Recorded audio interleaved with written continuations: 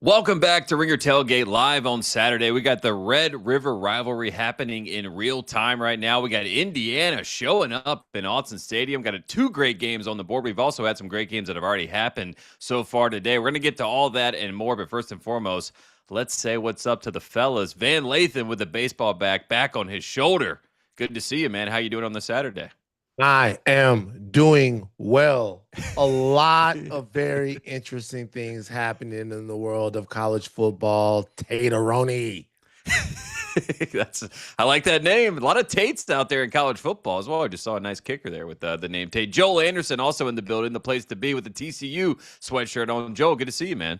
Man, this is the first time that I'm going to be doing this while TCU has been playing. So, they're in one of my windows here against K-State. So I'm going to try to, as I say, tuck it in today, Oh yeah, let's tuck it in. Tuck it in. Oh, yeah, Van's had to go through that multiple times, you know what I mean? Where he's had LSU games on. Right. We kind of lose him for a little bit while he's watching the games. He's obviously been upset as a booster during some of those games as well, but you're going to feel that pain. He put some money on it. So I'm not going to feel the same way. And this was actually TCU giving week, and I forgot to give my money to TCU. Ooh. So I've got for everybody that goes to TCU, well, I'm going to give my donation eventually. Okay, it was a busy week. I do think that's funny. There used to be a day of giving. Like Purdue was always the day of giving. They made a big deal about that as Purdue's day of giving. Now we've got a week of giving, and if you're a booster, you got a year of giving, right? All these guys do is give money to these programs at this point. So a lot happening in college football. Let's start here. One big reaction. We've got some games on the board that have already happened. Obviously, Alabama-Mizzou. That was a really, really fun game. Good game in the early window. Van, I'll go to you first. One big reaction so far from today. Oh, man, Florida State. I wanted to see how Florida State would bounce back after two straight losses. Obviously, the loss at Virginia, people thought they just slipped up because they were looking ahead to the Miami game. The Miami game clearly showed that those teams are on two different levels. Would Florida State be able to bounce back and keep their playoff hopes alive? No, they couldn't. Pittsburgh started, I think it was a true freshman that was playing in this game, throwing the ball around, and this kid did not play a clean game. He made some mistakes, some big mistakes. At the same time, though, Florida State just could not consistently defensively get stops against Pitt, and they could not take over the game with their high-flying multiple offense to really impose their will, and it looks like what happened in the first week of the season is a mirage. Norvell officially on the hot seat yet again. Oh my goodness, you're putting it back on the hot seat. On the hot seat. Look, I am the person that watches the post-game shows. So I go to War Chant radio and all of that stuff. And you're starting to hear, or you're hearing, that there are two things specifically that the fan base up there or down there in Tallahassee has a problem with.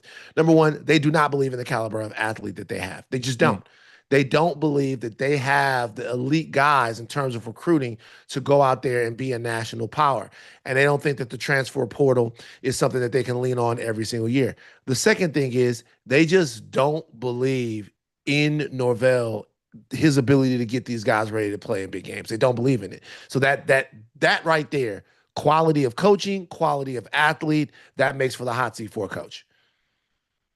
I mean, I was thinking about that as that game came to an end because, again, there's not going to be a more inexplicable result maybe by the end of the year than Florida State 31, Alabama 17. Like when we look, like we're going to have to just flush that game from our systems and forget that it ever happened, because at this point, it has nothing to do with what has happened in the season thus far, right? Like that is not the same Florida State. And as we saw today at up there in Columbia, that is not the same Alabama. So I don't, it must have been that, again, Florida State had the element of surprise. They had Gus Malzahn's offense, and Alabama had to, look at a lot of different film in the offseason to prepare. And it's just, sometimes things happen in the first week of the season. But yeah, man, thinking about it, Van, I guess, man, Mike Norvell, man, since Jordan Travis went down. I know, that's the sliding doors, right? I mean, if he doesn't get hurt. They have had a bummer. I really, again, like a lot of people, and I'm sure they felt the same way. They thought that win over Alabama meant something was different. Like there was a point of inflection for the program, and they were going to get what they needed to. But now that they've lost 3 in a row, all those same complaints that Van brought up is the thing. And that's kind of what I was thinking about. Like the transfer portal Florida State, once upon a time, used to be a recruiting power in this country. Like, they were a top 10 program. They could get kids to go down there.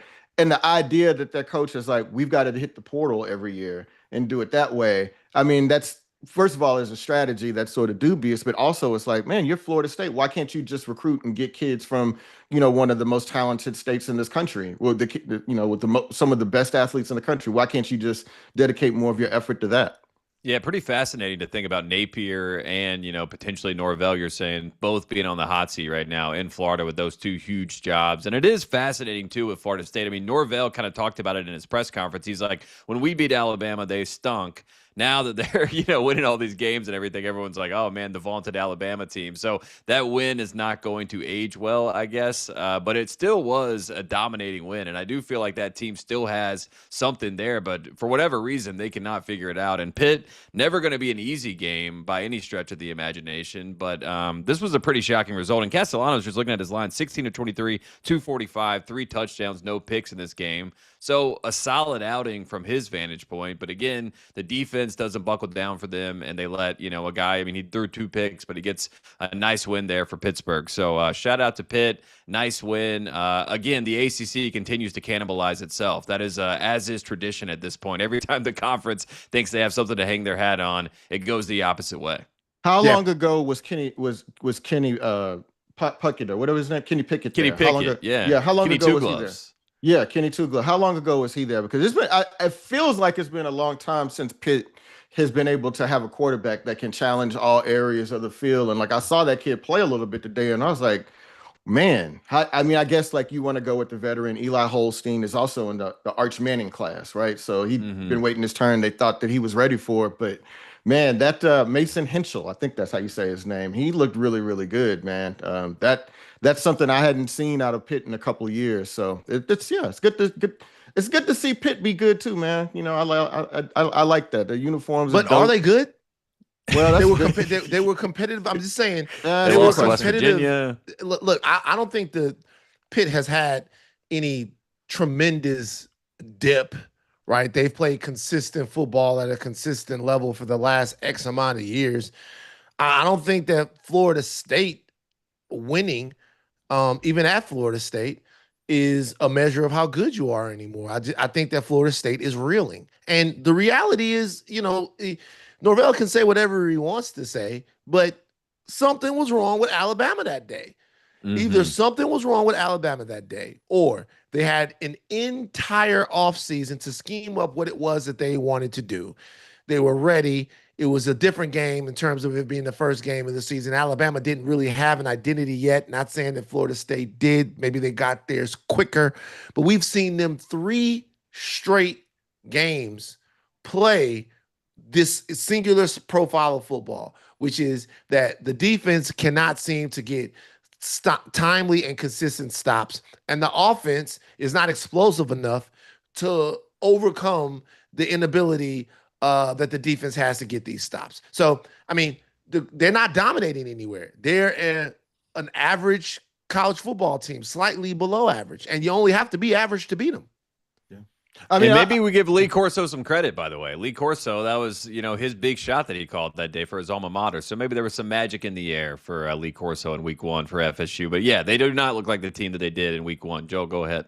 No, well, I mean, the thing I was thinking about is that we really all kind of overrated Tommy Castellanos too. I mean, it's not that Tommy He's still playing well. He's doing okay. He's okay. But I just kind of felt like we thought that he was a Heisman caliber quarterback.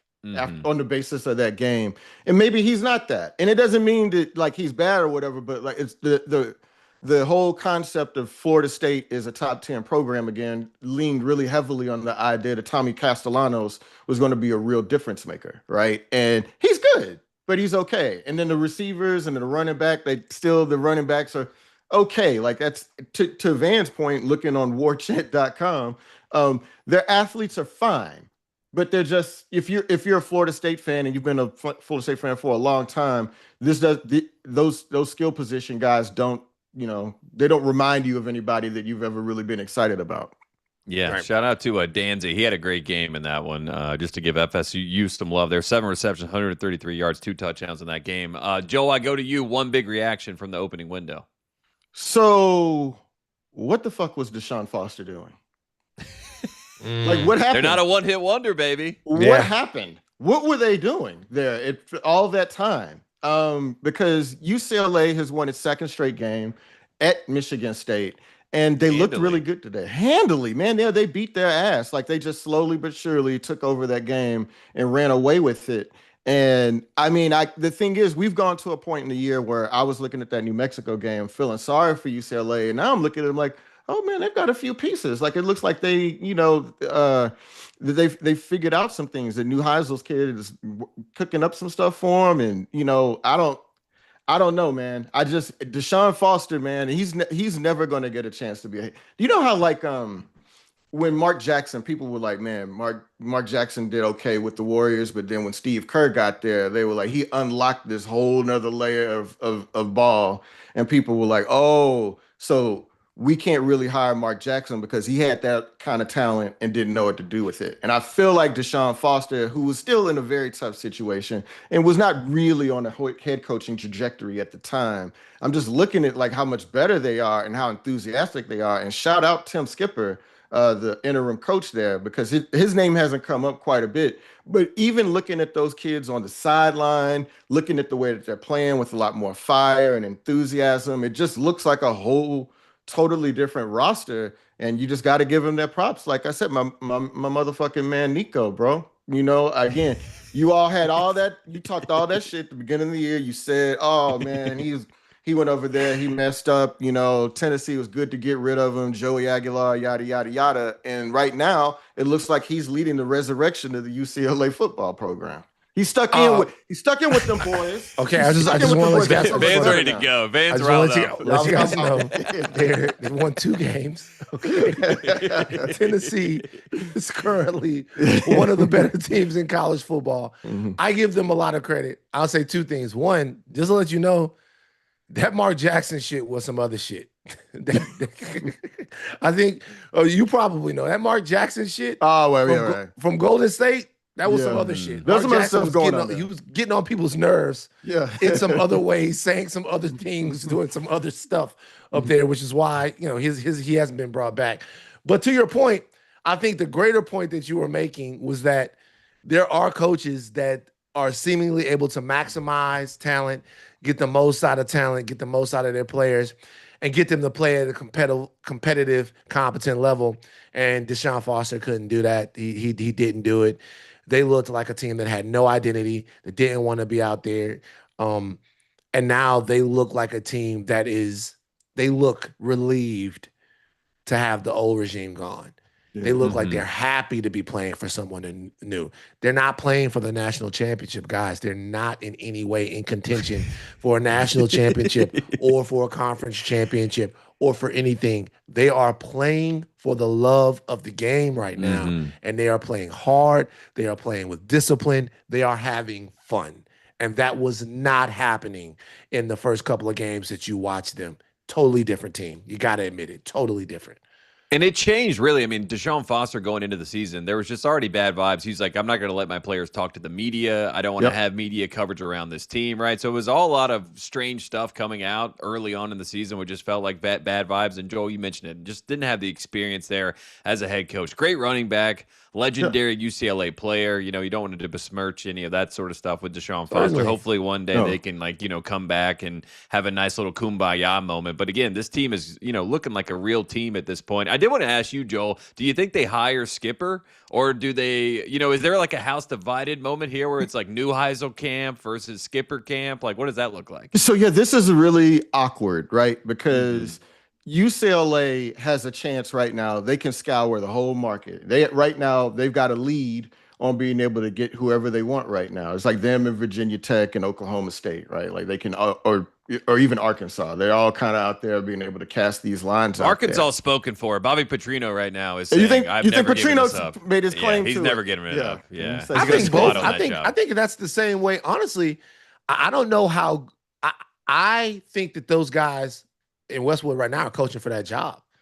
I really do. I think they're coaching for that job. I think that, in my opinion, if they perform they'll be given that job. I don't know if UCLA can go out and attract a whole bunch of people to come out there. I don't know who they can get to come there. That's the thing, right? It's like I wonder if UCLA is going to take a look at the market and be like, all right, well, we can't necessarily get who we want because of all the challenges. And for people that don't understand it, UCLA does not have the athletic budget that a lot of other schools do. It's Which is crazy, a difficult school to get into. Yeah, it is crazy, but it's a little bit more difficult to get kids into school over there, and it has a not a great home atmosphere because they're playing at the Rose Bowl, which is ordinarily pretty cool when the Rose Bowl is happening there, not a UCLA home game. So they do have that challenge. But the thing that sometimes, and if you're a fan of UCLA, sometimes you just don't want to fall in love with the interim coach too much, right? Like you just don't want to be, because sometimes you can lock yourself in and waste some time. You can spin your wheels, and it's like, all right, would you have ever considered Tim Skipper to be the head coach in the first place? And far be it for me, because I want the brother to get the job. That would be great. But you wonder if like maybe before they fall in love with Tim Skipper, that maybe they take a look around, and I'm sure that they will. But after the game today, they interviewed Nico, and he was like, "Yo, let's keep him. I want him there, right?" And so that's the kind of. They're building some energy around him, and I mean, he's certainly has shown that he can tap into those kids and make them play hard for him for sure. I just had a That's So Raven moment. I just looked into the future, and I hear Joel already in my ear saying, "Tim Skipper, they'll fire your ass." You know what I mean? That's what I'm saying. Fire black ass Tim Skipper. But I mean, UCLA, man, they've actually hired a few brothers. What was it, Carl Durrell? They've had, I mean, not very many schools have done, but I think to the point. Sometimes brothers get jobs because those are jobs that only brothers can take, and I just, I hope that if Tim Skipper does get that job, that they, try to compete and do a little bit better, because obviously you saw Chip Kelly was like, I've had enough of this shit, I was like, I'll just be offense coordinator. I'm cool. Look, and go win a national championship. Yeah. Look, the reality, they are doing a favor, in my opinion. They're doing a favor to the alumni base and the decision makers there if they continue to win and turn things around, because they're just making the decision easy for them. I mean, to be able to capitalize and get a lot out of these players, it's great. There's a lot of interesting scores right now. Tate, you see some of these. Notre Dame is kind of in a little bit of a dogfight.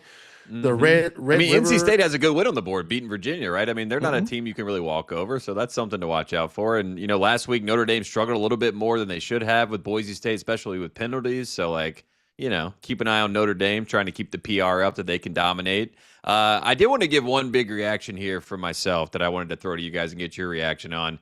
Wazoo and the Pac-12 in general. They're kind of fueling college football storylines. I'm watching this Oregon-Indiana game. Mendoza, Dante Moore, right? Two Pac-12 quarterbacks dueling it out. That's probably going to be the best game of the day, at least as far as I can see right now. John Mateer quarterbacking, with no limitations. This Oklahoma team played at Wazoo. Cam Ward with Wazoo. Wazoo playing down, against Ole Miss. That was a great game. So I just want to give some love to the Pac-12. I mean, I know that it's a laughingstock. It's a joke. But Pac-12 deserve better. And I'm still watching college football, and I'm seeing remnants, like little pieces, Horcruxes of the Pac-12. And it warms my heart. So I wanted to give a little shout out to the Pac-12. Oh, it should make you mad. The Pac-12 should still exist. The Pac-12 should still exist. It does exist. It's just, Yeah, okay. It's cool. It's cool. As cool as Oregon being in the Big Ten, the amount of good games it sets up, it's still kind of sad. It just doesn't, I guess eventually we'll learn to care about Oregon versus Rutgers, right? Like maybe that will become a rivalry. We will never care. We will never care. Yeah. Maybe you guys know USC versus Michigan, that'll be cool or whatever. But I just think that whenever they do, there's a little bit of salt with that. Like Joel's upset. We're going. Van and I, we got a whole crew. We're going to the USC Michigan game. Joel should be there. Before you came on, Van's like, this is how you fucked up for moving from the West Coast. Yeah. And you made the decision, Maryland football. You made that decision. You're a Maryland guy. Not only are we going to the game, behind the curtain, we're gonna go to the game. Then we're gonna get a drink. Then I'm taking Tate to the Seven Veil. Oh, okay, all right. I don't even know where that is. This feels like a training day situation. I'm about to be Ethan Hawke. raising hell at the seventh bell. Okay, girls. Oh, okay. It's that kind of party. Okay, Oh, well, look. all right, that's what it is. So, Joe, I'm gonna do the same thing to you. I've done this before at the Ringer. I did this to one Mr. Charles Holmes. I'm gonna do the same thing to you. Shout out. That I did to Charles, one of the greatest podcasters in the world right now, Charles Holmes. I just peppered to one day, boom, Charles is here. Me and Tate about to fucking take it over. This is the new Riggs and Murtaugh of the Ringer. The old one was, but this is the new Riggs and Murtaugh of the Ringer right now. And then you got to come be our Joe Pesci. Stop it, Doc. Hey, look. First of all, y'all are not going to make it to the game.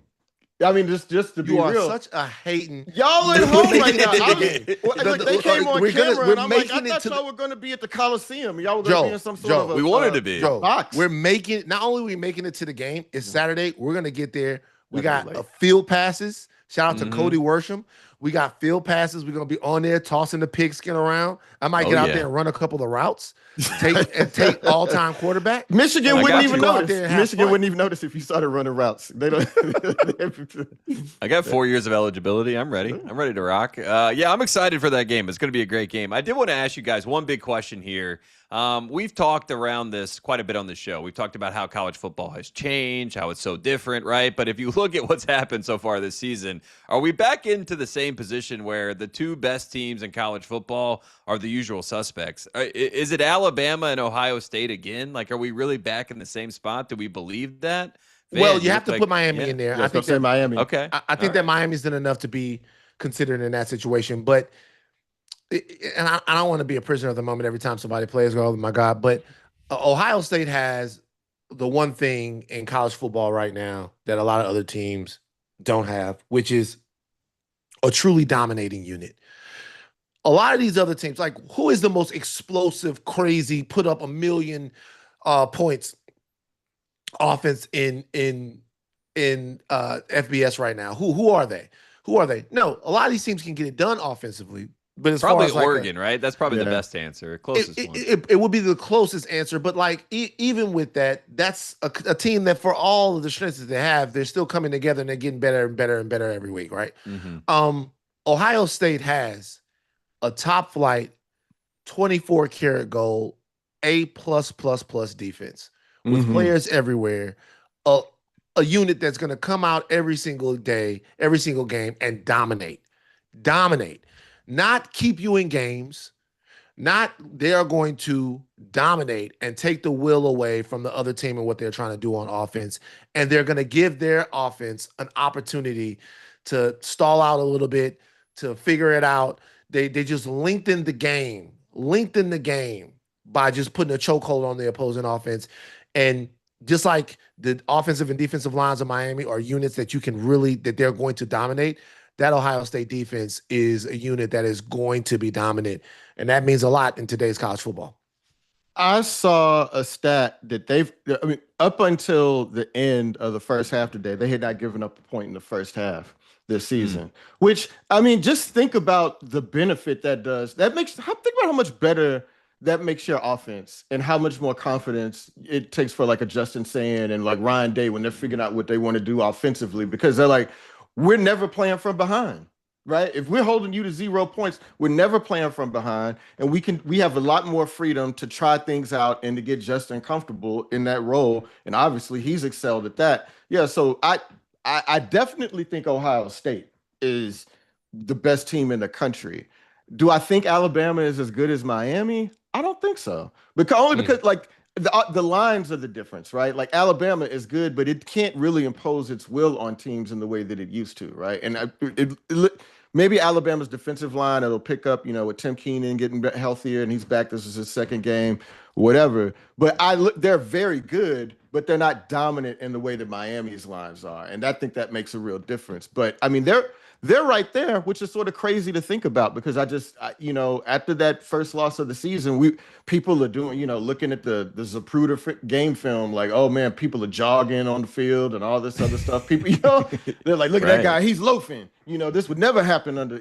We had apologies from defensive players that were getting called out in the film breakdown. Yeah, so I guess I mean, while I did say that I want to flesh that result from the season, it's just like, oh, they do have it in them to go out there and look kind of like they're getting their ass beat, and they to look weak out there. So that is it's just one piece of data and a season long thing. But yeah, I would love to see Ruben Bain versus Caden Proctor. Would love to see it. That would be a matchup. That's a hell of a matchup. Dominic Raiola walked off the field. It looked like a knee injury, man. Not good. I'm looking around at some of these scores. Once again, just check the scores real quick. Indiana and Oregon knotted at 10. Red River is a barn burner, 6-3. That's the way I like it. That's the way I like. I'm an SEC, old school SEC guy. Mm-hmm. Georgia Tech beat up on Virginia Tech. Notre Dame in another close game with NC State. This is a game Notre Dame better win because if they lose, their season is finished. Northwestern and Penn State, 13-14. Northwestern in a game against Penn State happening right now. Maryland football right now down 10 against Nebraska.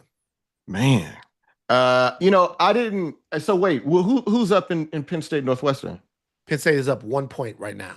Man, damn, that's pretty Penn State might save Texas if things continue to slide the wrong way for Texas. Penn State might save them from all of the laughs and all the schadenfreude that was going to happen from that. Well, yeah, I mean, somewhat, but that's not going to do much solace for Texas because once again, man, here we are, 6'3". Archie Manning is 10 for 14 for 69 yards. Archie Manning. I'm becoming an old man. Dude, I just said, y'all let me get away with Dominic Raiola, and that's not the boy's name. It's Dylan Raiola. I'm referring a couple weeks ago, I called Miller Moss Mason Miller because I had the Padres game on. So, you know what I mean? Like, these things happen. Yeah, these things happen. People. If you've watched the game, they're starting to do something to Arch, and it's both funny, but it's also unfair. So quarterbacks miss throws and they show them in game. You see it. Oh, this guy's was wide open. It's part of the analysis of the game. They schemed this up. It came open and he didn't throw it. They're starting to harp on every single miss that Arch is responsible for. Texas was driving not too long ago. I think they ended up settling for a field goal.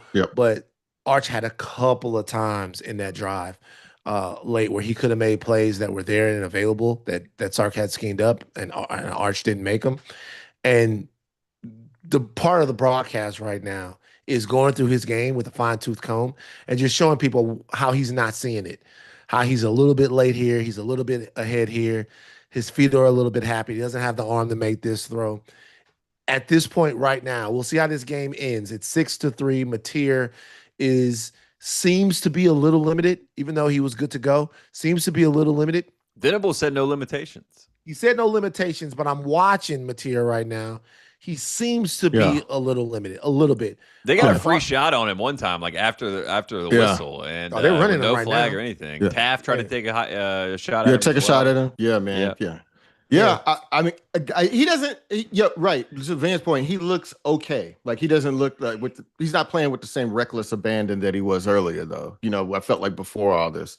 But yeah, man. I mean, Quintravion Wisner has 40 yards of rushing, which is not bad. That's much better than it's been for them. But again, Arch Manning is not as good as we thought he was going to be. That much is clear. But the surrounding, the supporting cast.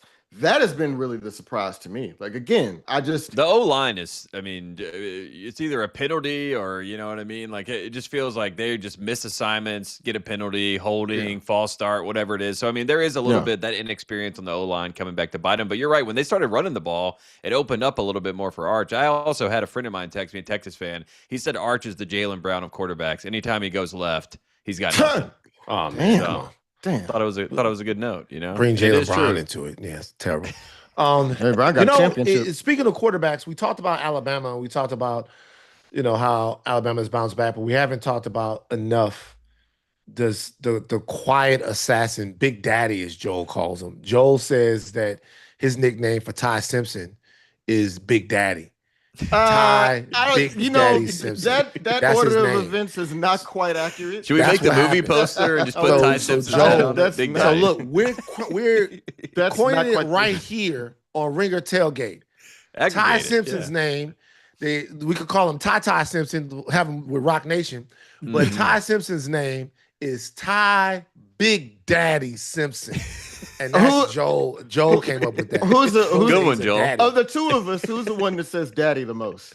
I appreciate Yeah, it. you know what I'm saying? Van I loves mean, I throwing a just been daddy in thinking like the about that. group He loves chat with throwing like a all of daddy. our Yeah, producers, so- everybody. Man, you should take credit for that. Don't you have to throw that to me? You know what I'm saying? Nah, Everybody that look, is- you said. I Okay, said should I go to the Texas? Should I go to the text? Hold on, real quick. Well, hold on. Yeah, let me make sure that you said. Hold on. Let me go to the text right now. Let me make sure this is reflected accurately. Hold on. This is where hold on. This is what happened. No, hold on, man. This is what happened, and I can tweet this out. All right. Oh, Hold on. screenshot. Wait a Oh, second. man. Wait Okay. a second. This is what happened. This is It not said, fair. They're about to score again. Ty Simpson is so good, man. And I ask, hold on. I ask. I said, would you say that he is a daddy? And Joel says, oh, he's a big daddy. Yeah. Big daddy. Yeah. Wait, but Cool I down. would never. That's I what would you never. said. I was taking your alley and making it a. You know, you started. Man, it. led you down the That's path. a good name, Ty Big Daddy Simpson. He's a little Mhm. older. He's waiting his turn. Ty Big Daddy Simpson. That's his name. That's a good name. It didn't come from Mateer's me, going but it's for a it good all. nickname. Oh, Mateer, what a terrible fucking pick. Oh man, you ahead of me again, man. Damn. So I know something good's not gotta happen. He got hit again too. Mateer down. Yeah. I mean, obviously after you throw an interception, maybe you stay down a little bit. Now he's back up. He's back up. Oh, he Texas threw a defense pick. came to play a little bit today. Yeah, it's the end of the half though. He's going for all end of the He's half. throwing to the end zone. Oh, okay. Yeah. Yeah, I'm just looking at it now. Yeah, it wasn't like actually in the field. You know, he was just trying to make a hero play going into the Although locker room. But I yeah, could very argue right here defensive that first half. oh well, I mean he sees it. He's trying to actually make this read. He sees a guy coming over there. He just doesn't have enough arm to make that throw, and he let him a little bit. It's weird. It's weird. Weird. Can we set talk of about events right there? Can we talk about Oregon, Indiana a little bit? Have you guys been watching this game? I wanted to give Indiana have. some props. They look like the most balanced offense in the country. I mean, Mendoza looks great throwing the ball. Also, this rushing attack that they have is really dominant. So, a good game. Like I said, I think this might end up being the best game of the day. But 10-10 right now. Indiana driving a little bit on this Oregon team. Are we shocked by this, or do we expect Indiana to put up a good fight? I mean, I think this is what we said for us to believe it, right? Because again, my theory has been if Indiana had those Michigan Wolverines helmets, we would be like, oh, this team has shown this is a national title contender. Like they went, they lost one game in the regular season and made it to the playoffs and brought basically everybody back and added on a first round NFL quarterback prospect to the top of that, right? And so like normally you'd be like, that is a team that is going to be a national championship contender. But we just needed to see it against somebody that can punch back, or even Oregon who, they've been there before, and it's reasonable to assume that they have a lot more talent than Indiana. But right now, man, this is about, Indiana could not do more to impress me other than be ahead right now, right? Like, but they're right there. They look like they belong on the field with Oregon. That in and of itself is a victory. I wonder how surreal it is. Why are we treating Indiana like some kind of charity case, that being they in the game with it? This is another 7 team in the country. They're competing right now. What do you They look who good. do you think Indiana is? You think they're a little daddy? Who do you think they are? That's a good football team. That's a new segment. Little Daddy or Big Daddy? Little daddy or big daddy? You should put that in. For Wednesday. Imagine just thinking about this. If you're an Indiana football fan in your lifetime, could you have imagined a point which you'd be number 7 in the country, tied at 10 at Autzen against Oregon, a top 5 Oregon team? Like that must feel surreal. And so for them to have to believe it, it's like, oh wow, shit, we're just as good as them. We're right there with them. That is a victory. I'm not calling them a little daddy right now. They're probably just a regular daddy. They're regular daddy. They cooked just up. daddy. I'll say this to that point though. I'll give you this. The fan base, I can see what you're talking about. The fan base, I'm sure it's going to take Indiana, in this resurgence, or not really resurgence, this surge of relevance from a football standpoint that they're having right now. Maybe the fan base is second to glom on to the idea that they actually have an incredibly high floor as a football team, and the ceiling itself, we don't know what it is yet. But for these players on the field, you would have to believe that they fully are bought in and believe in what Cignetti is doing. And they feel like they're on that field to win that fucking football game right now. And they can't going be that crazy on the surprised by sidelines today. Yeah. They can't be that surprised by the fact that they're being competitive with Oregon. Like they're there to play. They're in the game. Like they're in Austin. And the longer they continue to play, the more they take the Austin crowd out of it. And then you have a football game that they can actually steal and really stamp. This is the coming out party. Yeah. This is the type of game that you need to go. And if you're Indiana, you win this game and you go, we're a powerful football program. And we're here. We're going to be here. And you're going to have to play with us. And we would ask who's the best team in the Big Ten at that point, right? I mean, obviously Ohio State would probably be the right answer, but I mean, still, that would be the quote unquote best win out of those groups of teams. And obviously knocking off Oregon knocks them off their perch as the expected best team. I did want to bring this up quickly. Arkansas, Bobby Petrino, the fighting Bobby Petrinos, up 10-7 on Tennessee right now. Okay. Hey. Oh man. I wonder if they had a Nico to help them out of this situation. Somebody big Nico. That's a big daddy. Nico a big daddy. Tennessee just tied it up. As soon as you said 10-10. Like 10-10, Tennessee just tied it up. Look, once again, you're in a situation to where the cupboard's not bare. They have some players that can make some things happen in Arkansas. If Petrino is Petrinoing, that's a guy that can coach some ball, man. Yeah. Now, has he done it in this era of college football? No.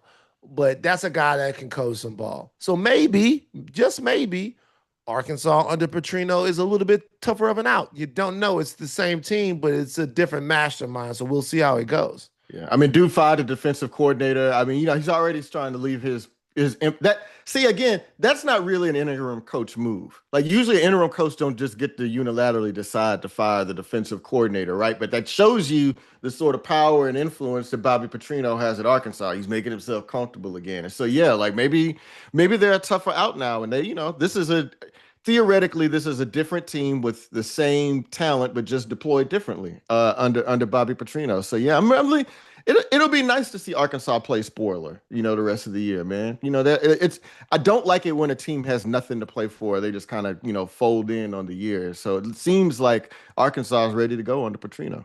Boy, if I'm Petrino, Arkansas, I'm riding out on a motorcycle. Like next year when he's the head coach, first game, I'm coming out on the field on a motorcycle.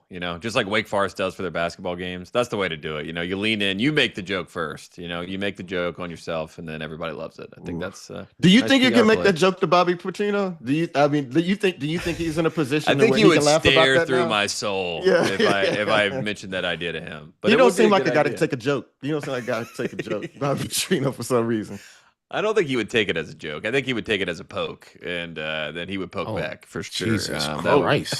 Daddy. Wow. Hold up, Paul. Daddy. But those Arkansas teams used to be chocked full of talent. Remember Big Mac Darren Jones? McFadden, I'm looking at him right now. Darren McFadden. All of those Ryan guys, Mallett, RIP, man. Yeah, so it's not a program that has not had success in the past, and they can be successful there. They just need the right leadership. Indiana up 13-10 at halftime in Austin right now. That was a pretty shocking half. Let's be honest, like true serum. Yeah, I mean, don't ride that jock. You know what I'm saying? Just because you don't want to offend the fan base. Did you really think if you looked at before I asked you before this game and I told you would have been surprised that Indiana was up 3 on Oregon at halftime, right? Like absolutely. You would have. No fucking way. No. Get out of here, man. I'll admit That's a winnable game for them. Wait, no. If you would have hold on. If you would have asked me that whether or not I thought that they would win, I'm like, that's probably a game that Oregon's going to win. Like Autzen, the way Oregon's playing, whatever. If Indiana would have been up 15-20 at halftime, I'd be surprised by that. 3? No, not at all. I wouldn't be surprised by that. I guess my question to you guys were really expecting for Indiana to go into Austin and for Oregon to just roll over them. Yeah, well, not Really? maybe not roll, but if it had come back and it was 24-7 at halftime, I would have been like, that sounds about right. Just because, again, it takes a while for you to sort of accept that Indiana is who Indiana is right now. But when you think about it, you're like, oh yeah, that was a very good team last year. They're a year older. They have a very good coach, and again, they added an NFL prospect, a quarterback on top of that. So it makes sense. But I just had to see it, and now that I see it, I'm like, okay, I can accept that Indiana is right up there with Ohio State, Michigan, Penn State. Well, I mean, maybe even above Penn State at this point. Oh, So, they're Can I say above something Penn about? State. Can I say something about Oregon? yeah. So I'm looking at it right now. This Mhm. is Oregon's schedule this year. Montana State, Oklahoma State, Northwestern, Oregon State, Penn State. So in those first 4 games, obviously they rolled. 59-13 Montana State, 69-3 Oklahoma State. See you, Mike Gundy. Northwestern 34-14, Oregon State 41-7. So those are all gigantic numbers, right? Big spreads. Penn State on the road, up in Pennsylvania, Happy Valley, 30-24. Overtime game. Didn't roll. So they dominated the first 3.5 quarters, right? And then sort of flipped. But Penn State played their way back in that even if they did, which I'm not so sure that I agree. Even if they did, they weren't able to put the type of distance between Penn State, a team that is similarly talented as they are, that they've put on some of these other teams. I would venture to believe that Indiana is a team that is similarly talented as well. Now, I say this now. Now they're probably going to score 30 unanswered. Fucking score of the game is going to be 33-13. It's going to be the North Texas game all over again. Yeah, I I'm know. excited. Oh my God, man. But, Tate, man. I believe in Indiana. I believe that there's not a team in college football right now that's just going to go out there and thrash Indiana. I just don't think the floor of the Hoosiers is pretty high to me. I will say the best thing that I saw to confirm that Indiana's for real is they give up that 44-yard touchdown. It did feel like, okay, there's the explosive play. Oregon's going to get into a vibe here. And then they answer on the next drive, go all the way down the field, 9-play drive, touchdown. You know what I mean? And it looked like, I think really the offensive line for Indiana was the most impressive part so far in this game, where I was worried about them in the trenches, but they look like they're playing the part. And Signetti before the game said, we got dogs. We needed more dogs last year, and we got them this year. So I'm buying into the hype. Yeah, man. I think they have one of the best defensive backs, maybe the best defensive backs in that game, in D'Angelo Pond. So, they got that. That's the thing about Indiana too, because you mentioned the offense and the line, but like the problem for all programs when they're trying to make that leap to being an elite program is getting the dogs on defense, right? Like that's always different, because you can kind of scheme up an offense or whatever, and then eventually you run against a team that's got better athletes on defense. But it seems like Indiana has a pretty solid defense. I mean, they beat the hell out of Illinois and Luke Altmaier. They made his life live in hell. And right now they're hanging right in with the guy that is the presumptive Heisman favorite, and a team that has, pretty much dominated everybody offensively this year. So, I mean, that's, again, a testament to the program that Indiana is and is becoming, that they've got enough guys out there that on defense, they're hanging in. Is there a chance, or should we do this right now? Cross off teams. Can we cross off Illinois? I know that Illinois, they were kind of. Yeah, you can cross them off. I don't want to talk about them. I want to talk about Illinois no more this year. Okay, yeah, you can cross they're them off. crossed off. Yeah, cross them off. I mean, they didn't play done. terribly. Yeah, I mean, I like their team. I mean, just felt they like didn't were play never terribly. in this game. They didn't play at this terribly. point- They went close. Yeah, at this point, you can look and see that there's a clear difference, like a gigantic difference between them and Ohio State. And if Ohio State represents the upper echelon of college football, you also have to compare that game to what they did, how Indiana did them. You can cross Illinois off. All right, Illinois, you've been crossed off. We do respect you. We do salute the fact that you are a ranked program. And I said at the beginning of the year, I thought they were going to be the Indiana of this year, but turns out Indiana is the Indiana of this year. So, they just are who we thought they were. Contender, pretender. Did Mizzou show you enough today to think that they're still a contender? That's a good question. That is a good question, Tate. I I thought, yeah, They were right there. Yeah, they were right there. Yeah. And I guess it depends on what becomes of Alabama, right? We don't know. Alabama still has a ways to go at this point. But I mean, yeah, at this point in the season, they were every bit that equal. They were right in there till the end. They could get they ran a little bit. They made things difficult for Ty Simpson today. Ty still looks very good. Like Ty Simpson looks like a professional quarterback, right? But Does it was he look still like the Heisman Trophy winner? That's what people are saying. I mean, it's Ty Simpson to me looks like the Heisman Trophy winner. Joel, say it. What? Ty? No, stop it. What? No, let's get him a jersey that's Simpson, but it just says Big Daddy on the back. I'm not calling that man Big Daddy. I'm not calling no other man delicious or Big Daddy. I don't know what kind of hangups Joel got. Ty, Big Daddy. I have a daddy. Simpson. Like Ty. I am a daddy. I'm not going to call a little Simpson. I'm not going to call somebody half. So I'll call it to him. I think he's your Heisman. Look, obviously, there's all kinds of there's guys in the race.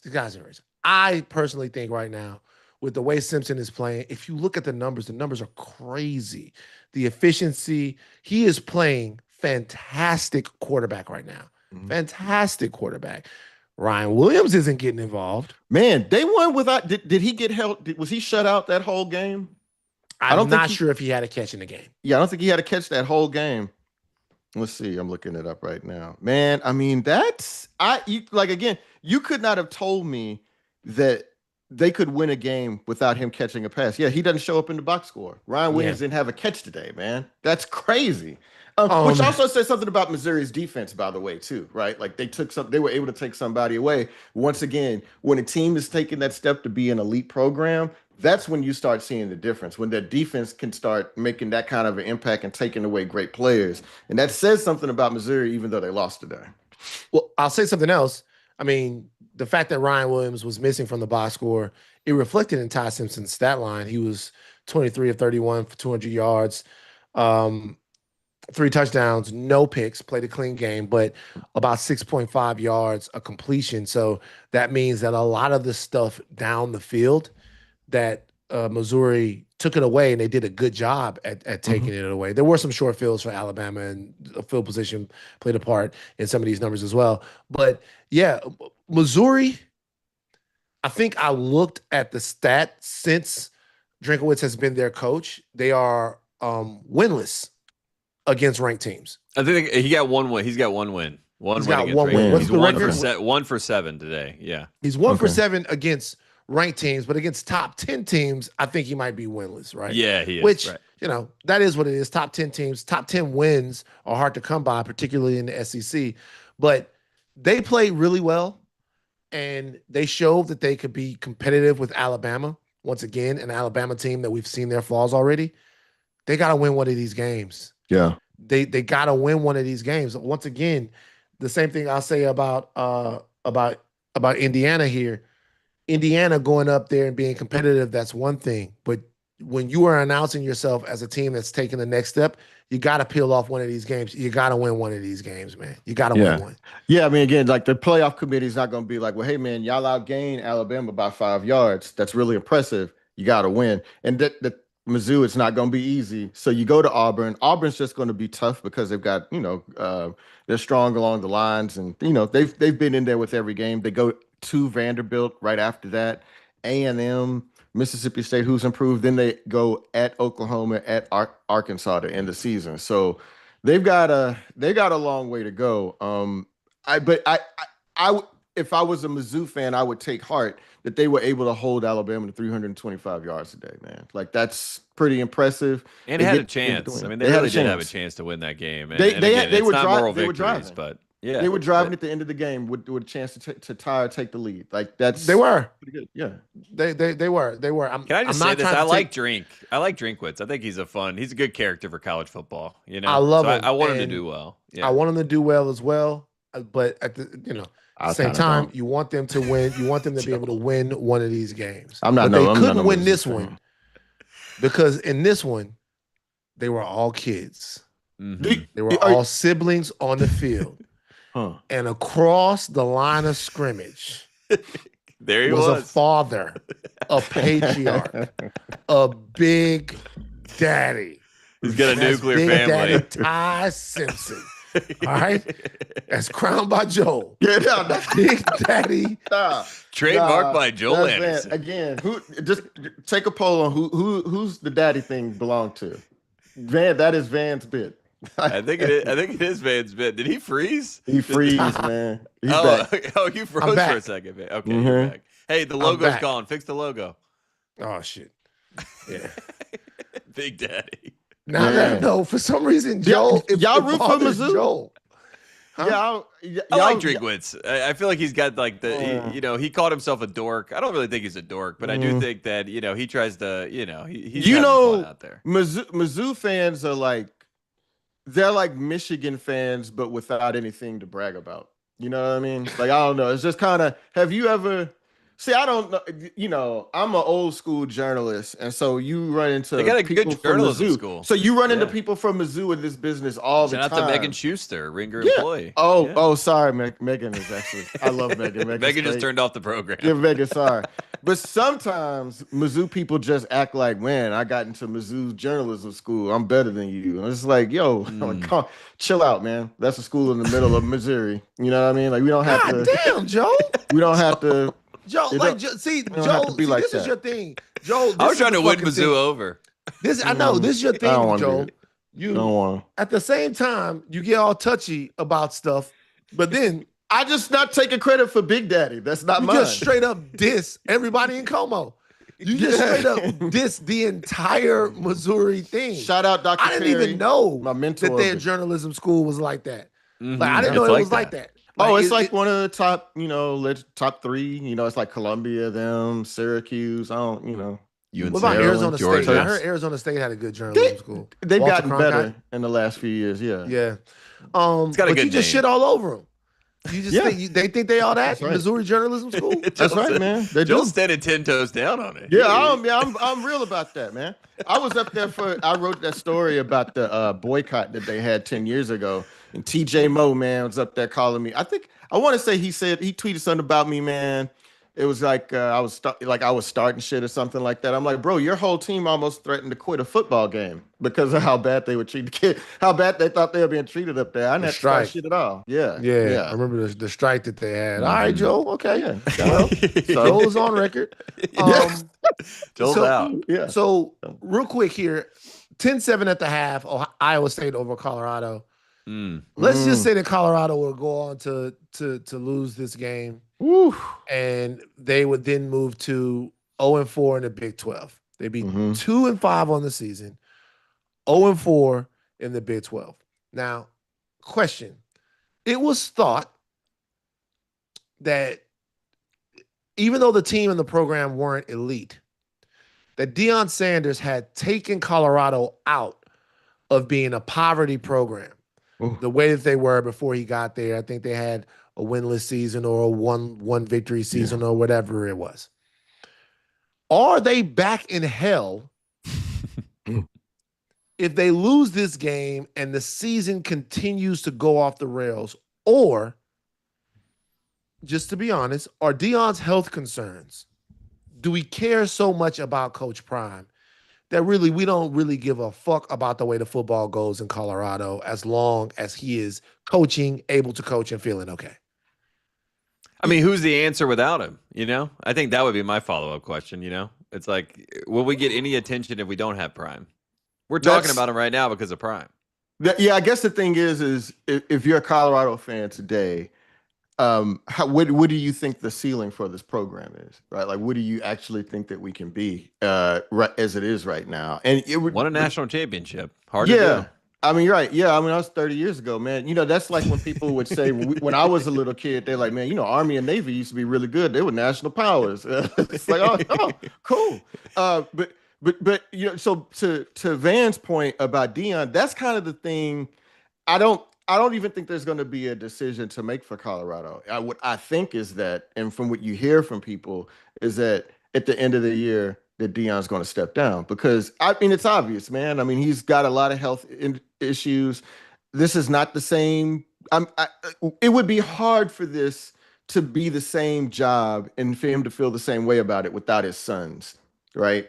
By him every day, right? And it's just like he's already said, I don't like recruiting, right? I mean, and so that's kind of if you're running a college football program and now it's like the Deion thing is not really pulling in the kids that you would like ordinarily, and he don't want to recruit. I'm like, well, it seems like we're sort of at an impasse here. Like something's got to change. So I wouldn't count on Deion being there next year anyway. Well, look, I'll be honest with you. It's been fun watching Colorado. I'm not saying it's over. It's been fun watching Colorado these last couple of years. It's just yet another storyline in a sport that seems to have an abundance of storylines. If he does step down, then, whatever he has to do to make sure that he's here for himself and for his family would be fine with me. But I will say having Colorado around to ruffle feathers for the last couple of years has been fun, and I hope it continues. No. Every time Deion lands a big recruit, every time somebody decides they're going to Colorado, every time somebody goes up there to Boulder, it makes people a little uncomfortable. Yeah. Maybe past iterations of college football would have been easier for Deion Sanders, maybe NIL transfer portal stuff. It's a little bit too much, but who knows? Who knows, man? Who knows? Yeah. I hope he stays around. Well, the thing is that everybody can do what Deion did now, right? Like, I mean, first of all, they don't necessarily have to have a coach. They can have a GM or somebody affiliated with the program that's a big name, that local celebrity, and then they can turn over their rosters. That was something that when Deion did it, it seemed not unprecedented, but it was like, you're going to bring in 80-something new kids? That's crazy. But now that happens with a couple teams every year now. So, yeah, and certainly we're never going to have another college football coach who's dated Carucci. You know what I mean? So, I mean, it's just shout out to growth on your part, Joel. You got the name locked down now. I figured it out. What is Cristobal? Mario Cristobal, yes. Mario Cristobal. He's the head coach of the Miami Hurricanes. Okay. Somebody tweeted to me. me, Michael Irvin's the head coach. He said that I wasn't that far off. There was a brother, and he seemed like he was Afro-Latino or something, and he said something. We actually pronounced he gave you a cultural... Yeah, he said he gave me a cultural pass. He was like, yo, where I'm from or whatever. I don't know if he said he said that's how we say it. Yeah, he was just like, yo, you're not that far off. Like, don't let them give you shit about it, because that was kind of a close pronunciation. I don't know how he got. It could be that Mario Cristobal Americanized it for y'all. And people he made it easy for us. Cristobal. Yeah. I want to go around. I do want to say something. Yeah, go ahead, man. I want to say something to the audience real quick. We're coming in a little earlier for you guys this week. Tate and I are going to the game. We got some Bring Your Tailgate stuff to do. I just want to tell you guys I appreciate you guys hanging out with us a little bit earlier. I know that the games are going on and all of that stuff. I'm even watching NC Central versus FAMU and some HBCU stuff. NC Central dominating. Is it really? Yeah, they got good players on Central right now. Putting that on the us. So appreciate you guys hanging out a little bit earlier for us. So because we're I like the shout out there, and I like the acknowledgement. Look, we're trying to course correct, make things work, and shout out to USC for hooking up Van with the field passes, and shout out to Van hooking me up. Joel giving the SMH right now. I don't think in the end. I mean, not to be a hater right now. That's what you do. But I don't think this is going to pan out. I just don't. Like, I don't think it's ultimately going to be worth it. I think what are you talking about? For no reason. And you guys are going to get there late. Bro, you're the biggest hater. I don't think we're not going. Before the game. I don't think I'll go. Then we're going to watch the whole game in Club 1923, their little club level. They got us hooked up. Is that nice? Yeah, I don't know. Like, they got us. We're going to find out. Coliseum. And then after the game, we gonna walk through the neighborhood and we gonna put Tate on Hoover Crip. We gonna find somebody in the neighborhood. We got 3 goals. I'm a shout out T-Rail, shout out Smack, shout out. Like we gonna find somebody to put Tate on. I'm gonna have to get an Hoover Uber Crip out of there in that neighborhood right after the game. I'm gonna hit T-Rail. I'm gonna hit Smack. I'm gonna hit some of the other Hoovers I know. Tate gonna be throwing it up. He gonna be wearing a Houston Astros hat the next time y'all see him. Sounds like I gotta wear blue to the game. Yeah, well, you wear blue anyway. Don't wear blue. That's what you think. No, it's the Hoovers. Actually, it's not even Hoover Crips. The Hoovers are kind of. It's not. Some of them are Crips, but then some of them aren't. They made their own gang. The Hoovers did. So They They're don't not wear a- blue. Smack They wear sounds like a great guy. Really? I orange. didn't know They wear that. like it's orange. So they wear orange. Yeah. All Don't right. wear blue. With I'm blue. not- It's the- I'll just wear cream. I'll wear you know. Cream.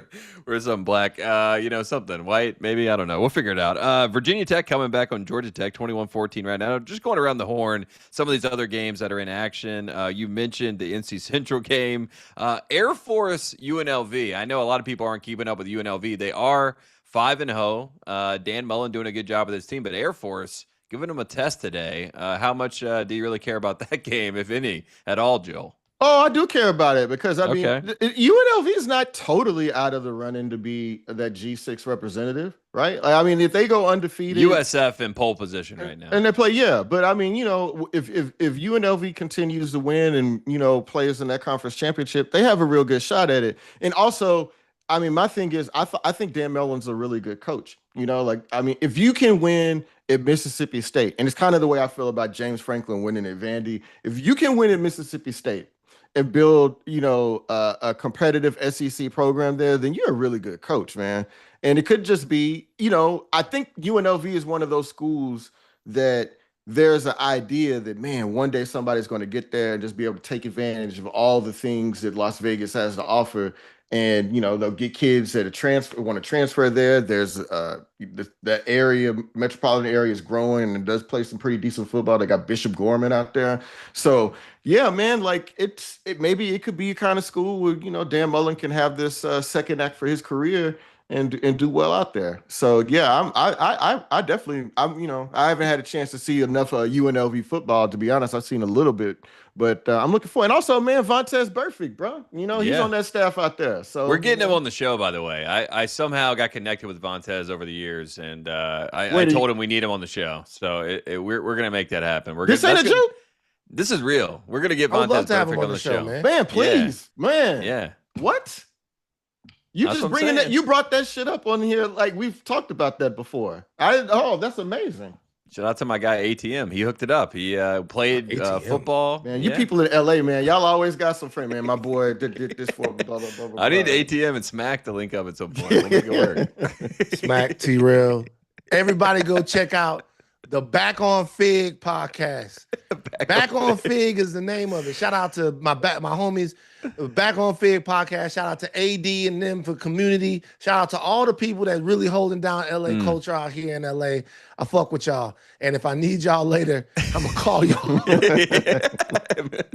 Yeah, you gonna need them because y'all about to be late because y'all not gonna make it. We're gonna wrap this thing up here. Just got a couple more things I want to hit. Obviously, Oklahoma, Texas, second half happening. Indiana, Oregon, second half happening right now. Now, looking at the later slate of games: Florida, Texas A&M, Georgia, Auburn, Michigan, USC will obviously be at that game. South Carolina, LSU, BYU, Arizona, Arizona State, Utah. Of that group of games, which one are you the most excited to watch? I'll go to you first, Joel. I feel like Van and I probably have to say the USC game. Yeah. We're a little bit implicated. Oh, yeah, don't here, pretend like y'all gonna be watching any other games. Y'all gonna be down there on the field. Hey, we'll be in the club. We can watch Allegedly. anything. Club Allegedly. 1923, baby. Allegedly, y'all gonna be able to get over there and do all that. I think that Florida Texas A&M game is really interesting because again, it felt like Florida. Again, it's so good to see a team that they have a rough start and you think, man, they can go one direction, and then they do something, they pick up a little confidence, and you can see, oh wow, now they've got Dallas Wilson. Maybe they can figure something out. DJ Lagway looked much better than he had before. That defense is still pretty stout. So yeah, man, I'm really interested to see if Florida is real, and also.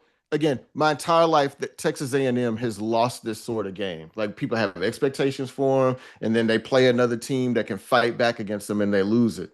I mean, this would really say something about the type of top 5 program, if they're really a top 5 program, if they can just go ahead and dispatch with Florida, don't give them any hope, and defeat them in front of that crowd there at Kyle Field tonight. So yeah, I'm interested in that, and also man, just the weirdness of Kyle Field at night. It's kind of a pretty cool scene. Yeah, tough place to play. Obviously it's the USC game for me. Shout out to everybody out there that's looking, but we also want to see the way the way LSU responds at home against South Carolina. Look, the spread of the game is 9.5. Everyone expects LSU to come out after their bye week and get right here. South Carolina has a lot to play for. They have a lot to play for. They're having a season, excuse me, that's been underwhelming by their fan standard and by their culture standard. So they want to come out here and they want to win. So LSU is going to be in a game that's going to be played with a lot of competitive juice. Archman just threw a touchdown pass, by the way. Yeah, right. Yeah, they up 10-6. So yeah, that's another game that obviously as an LSU fan, I will be watching while we are at Club 23. Are you going to wear the LSU sweatshirt to the game? No, I won't. I'll just wear something wondered. that just is nothing. No, I won't wear it. But Bro, should I wear something USC? I got a bunch of USC. Bro, y'all ain't even picked our clothes out yet, man. My shit is hanging right here. I'm ready to go. Yeah.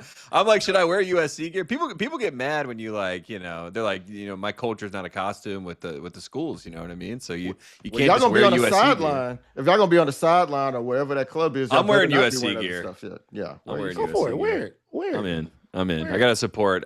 Joel, last thing, TCU. Right now, down to Kansas State. We did need to bring that up before we get out of here. 14-7. Are you worried? What's your panic level at this point? Of course. I mean, my panic level is 8. I mean, one thing about it, 8. K-State is the best 2-4 program in the country. They're not bad.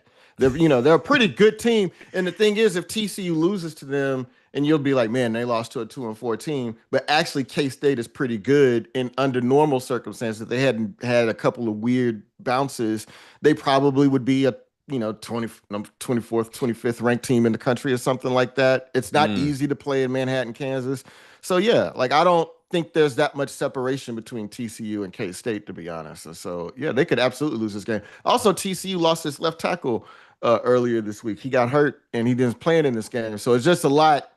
Now, yeah, actually, Kansas State doesn't have Dylan Edwards. It doesn't. That's fair. Right. I mean, they never have Dylan Edwards. They never have that. Since the first play of the season, week 0. Yeah, right. I was like, when has K-State ever had? So yeah, man. My panic level actually is probably more of a 9. So I don't. I'm sort of a fatalistic fan. I don't have a lot of faith in my teams. I was a Houston Oilers when they lost that 35-3 lead in the playoffs. That's like the defining sports event of my fandom life. So yeah. It's better to be that way, I feel like, as a fan. You know what I mean? When you're too optimistic, things will really break your heart. Parting shots, Van. Last parting shot before we get out of here. My parting shot is it comes after something that we talked about on the last show. On the last show, we talked about Kyron Lacy and the evidence that had come out that seemingly exonerated Kyron Lacy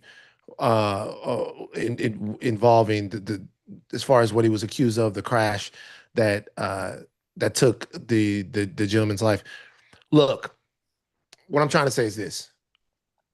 Everybody reacted to the evidence that they saw.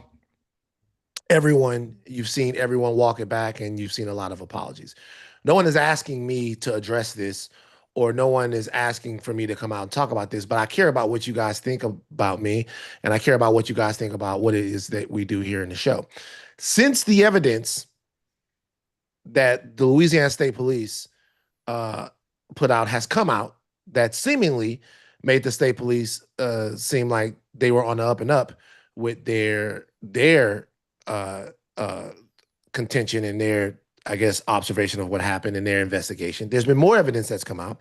The prosecutor's report that disputed a lot of the police's claims about what happened. So there's been a report that's come out that the DA's office looked into it, and a lot of what the police said happened, the DA said that didn't happen, or that it was inconsistent. I'm babbling, and let me tell you why. I am not here. I mean everything that I said. Everything. I am not here to straight up litigate the facts of this case. These facts are still coming out. And now what you guys have is a pissing contest.